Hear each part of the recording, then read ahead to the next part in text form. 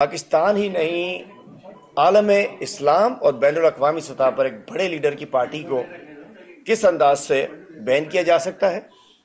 اور اس کے بعد جب عدلیہ سے خوشگوار ہوا کے جھونکے آنے لگے، قاضی فائز عیسیٰ کے علاوہ 11 ججز اور ایک ڈائریکٹلی 8 ججز اور ویسے 11 ججز وہ حق و انصاف کے ساتھ کھڑے ہو گئے، جب اسلام آباد ہائی کورٹ کی ججز نے بھی حق اور انصاف ساتھ دینے کے لیے انہوں نے آئین کے ساتھ کھڑے ہو گئے، رول آف لا کے ساتھ کھڑے ہو گئے، جب گجرانوالہ یا سرگودا کے جج صاحب پہ جب فائرنگ کی جاتی ہے تو وہ جج صاحب بھی کھڑے ہو گئے، ہائی کورٹ پنجاب کے ججز کھڑے ہو گئے، اس کے بعد انہوں نے کچھ اپنے ججز کو بھرتی کرنے کی کوشش کی تاکہ عدلیہ میں جو ہماری اکثریت ہے اس کو اقلیت میں تبدیل کیا جائے۔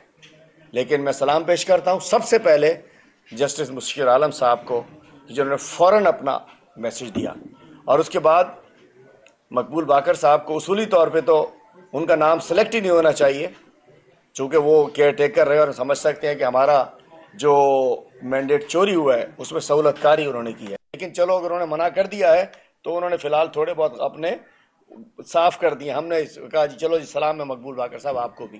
ابھی تیسرے ایک صاحب نے سنا منع کر دیا، میڈیا نے بتایا، لیکن ان کا بھی نام ڈال دیا گیا، میاں خیل صاحب کا، اور ان کو تو میں کہتا ہوں افسوس ہے کہ ایک سینئر موسٹ سے جونیئر موسٹ کس ایجنڈے کے تحت بننا چاہتے ہیں۔ ایڈ ہاک ججز کے اوپر ہمارے وکلا بھرپور طریقے سے تحریک چلا رہے ہیں، ان لوگوں نے بھرپور ریلی کی ہے، اس دن پروٹیسٹ کیا ہے، اپنی میٹنگز کی ہے آئی ایل ایف نے، اور پورے سندھ میں بتانا چاہتا ہوں کہ 29 اضلاع ہیں، 20 اضلاع کی بار ایسوسیشن، جبکہ 6 اضلاع تو کراچی کے ساتھ ہیں، آپ سمجھ لیجئے آلموسٹ سندھ کے ہر district bar association, Karachi high court bar association, Sukkur high court bar association, Hyderabad high court bar association, ان سب نے ایڈ ہاک ججز کو کنڈیم کر دیا ہے، اس کا کنڈیمنیشن انہوں نے جاری کر دی ہے۔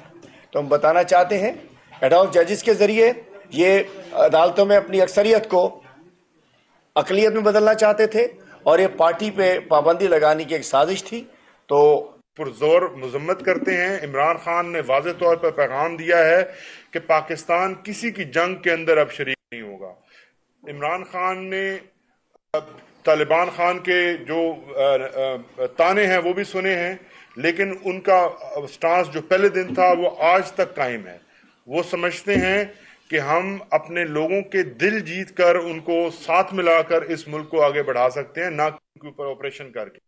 خان صاحب نے پاکستان کی تاریخ کے تمام آپریشنز، اس امن کے باوجود وہاں پر فورسز بھیجی جا رہی ہیں جس کی ضرورت نہیں ہے۔ وہاں کی جو ہماری گورنمنٹ ہے، گورنمنٹ کلیئرلی کہہ چکی ہے کہ کسی قسم کا یہاں پہ ایسی صورتحال نہیں ہے کہ جس کے اندر فوج کو طلب کیا جائے۔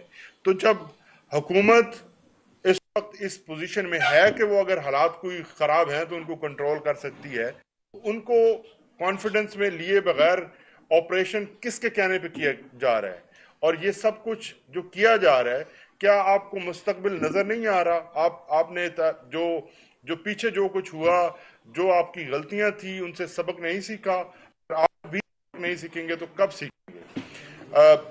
خان صاحب کے کیسز کی حوالے سے بھی تھوڑی سی، میں چونکہ کراچی آیا ہوں تو کراچی کی عوام کا ایک تو ہمارا جو مقصد تھا کہ خان صاحب کی طرف سے یہاں پہ آنا اور خان صاحب جو سلام ہے وہ کراچی کی عوام کو پیش کرنا، اور بالخصوص کراچی کی عوام کا شکریہ ادا کرنا کہ جس طرح سے اس مشکل حالات کے اندر آپ لوگ تحریک انصاف کے ساتھ کھڑے ہوئے ہیں۔ آپ سب کو ہماری طرف سے اور خان صاحب کی طرف سے سلام ہے۔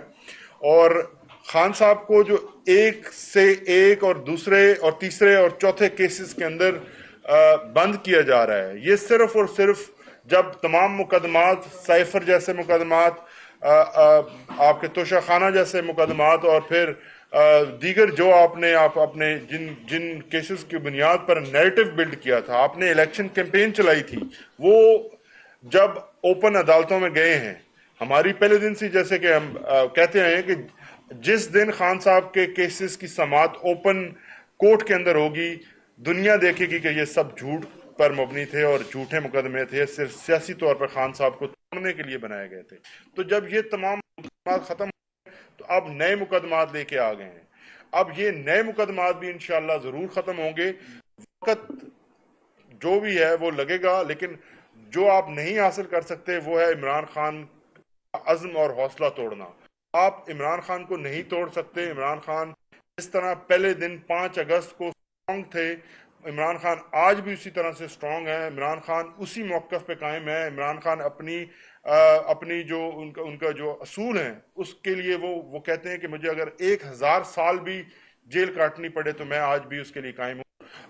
لاسٹ جو میٹنگ تھی اس کے اندر بھی یہی پیغام تھا اور آگے بھی یہی پیغام ہے کہ وہ اپنے موقف پہ ہمیشہ قائم رہیں گے، چاہے اس کے لیے کوئی بھی قیمت ان کو ادا کرنی پڑے. دیکھیے پاکستان جیسے معاشرے کے اندر آپ کی فیملی آخری چیز ہوتی ہے جس کے ذریعے آپ کو توڑا جاتا ہے. خان صاحب کی بیگم کو جس طرح سے پچھلے ہفتے والے دن ان کے اوپر جو جس طرح سے ان کو زبردستی جو ہے وہ ایک ڈرامہ کیا گیا گرفتاری کا، نیب کی جو ٹیم ہے، نیب کی ٹیم نے ان کو جیل کے اندر سے جس طرح سے دھکے دیے اور ان کو بیسیکلی تذلیل کرنے کی کوشش کی. تذلیل آپ کی ہوئی ہے نیب کے چیئرمین صاحب، تذلیل آپ کی ہوئی ہے.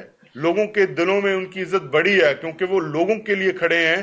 اور بشرا بی بی جو تمام سختیاں برداشت کر رہی ہیں وہ ٹوٹنے والی وہ بھی نہیں ہیں. اور خان صاحب کو توڑنے کے لیے اگر آپ بشرا بی بی کو تنگ کریں گے تو یہ آپ کی بھول ہے کہ خان صاحب ان جیسے ہتھ کنڈوں سے نہ پہلے جھکے تھے نہ اب جھکیں گے، اور نہ پہلے ٹوٹے تھے نہ اب ٹوٹیں گے. وہ اپنے موقف پہ ہمیشہ کی طرح قائم ہیں. آپ اپنے حربے جتنے مرضی آزما لیں، خان صاحب جو ہیں وہ کبھی نہیں ٹوٹیں گے. بہت شکریہ. کسی کا سوال؟ چلیں بس ٹھیک ہے جی. کوئی سوال تو نہیں ہے کسی کے ساتھ؟ ٹھیک ہے جی.